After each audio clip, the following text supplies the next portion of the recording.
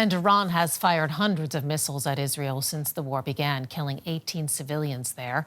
The Iron Dome air defense system has managed to destroy most of them before reaching their targets, and that ability to fend off missiles has helped support for the war, keeping it high among the majority of Israelis. But as DW's Tania Krämer reports, with the war in its fourth week, some Israelis are no longer sure how the war will end. It's an uneasy time in Tel Aviv, especially as night approaches. Yvonne Tal, who works in a nearby music venue, almost constantly checks her phone since Israel and the US attacked Iran. At any moment, a missile alert could sound. She doesn't have a safe room or shelter at home and needs to go to a public shelter.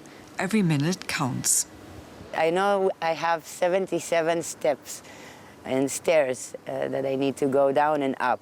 And sometimes you can go down and then you will be released from the shelter and you go back and then you have another alarm and you need to go down and it's like you're very tired and you're like, you're not yourself, you're not focused. It's week 4 in this war against Iran, and although she feels tired, she's among the majority of Israelis who believe that the war with Iran is necessary. For years, the Iranian regime has threatened to destroy Israel. Following the US-Israeli attack on Iran, Prime Minister Benjamin Bibi Netanyahu laid out Israel's aims. These include regime change, the destruction of Iran's nuclear program, and its ballistic missile stock. I feel that as long as Trump is there in the situation and Bibi, and it's like I think it's the needed action, and this is why like I feel that the civilians are very patient about the situation. And they need to be patient. Repeatedly rushing to the nearest bomb shelter, like this railway station, has become the new normal. An estimated 470 missiles, among them cluster bombs, have been fired from Iran into Israel so far, with additional missile and drone barrages from Hezbollah in Lebanon. Depending on where the missiles come from, people here in Tel Aviv have less than 10 minutes to reach a shelter. My heartbeat is 200, and I meet here friends and neighbors. And you felt it also, you know, when the alarm starts, how everybody needs to quickly get inside. It's not a game. Some people without a safe room at home opt to stay here overnight. I'm here with my bath robes every night, my PJs, my cat. I'm not prepared for that. You just wake up and you do the routine.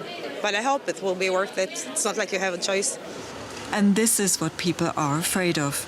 The sight of a heavy hit in a residential neighborhood in the heart of Tel Aviv. While many missiles are intercepted, the protection shield is not hermetic. No one was killed here, but there's widespread damage and the sense of safety shaken. It doesn't actually feel like it's getting better, you know, it just feels like every day there's something now. And obviously this is close to home, you know, it's my dog walk route.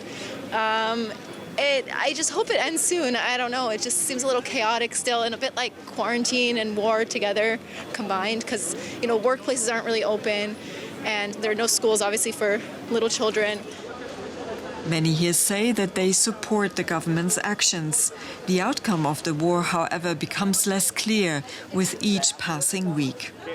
For me, like a citizen, I don't know. I'm not in the government. I don't know exactly what they are deciding, and they didn't tell the people in Israel what they do. So all the time you don't know what will be tomorrow. The best outcome is to solve the problem once and forever. That's it. That they will never start again.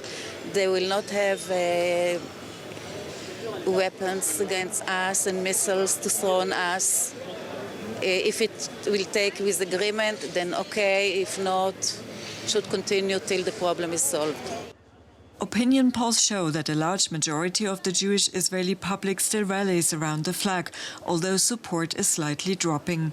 About 78% of Jewish Israelis support the continuation of the Israeli-US war on Iran, according to a poll by the Israel Democracy Institute.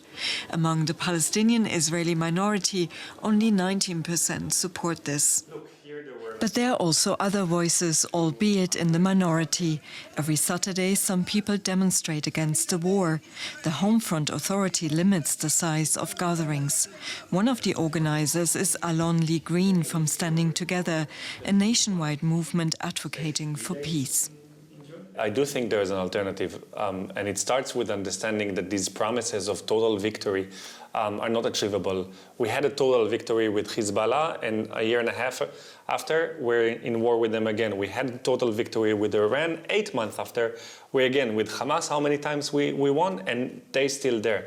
Maybe it's time to change the perception and to understand that we need to live in this neighborhood that we live in with long-term agreements, with diplomacy, with the ability to not fight for our lives again and again and all the time.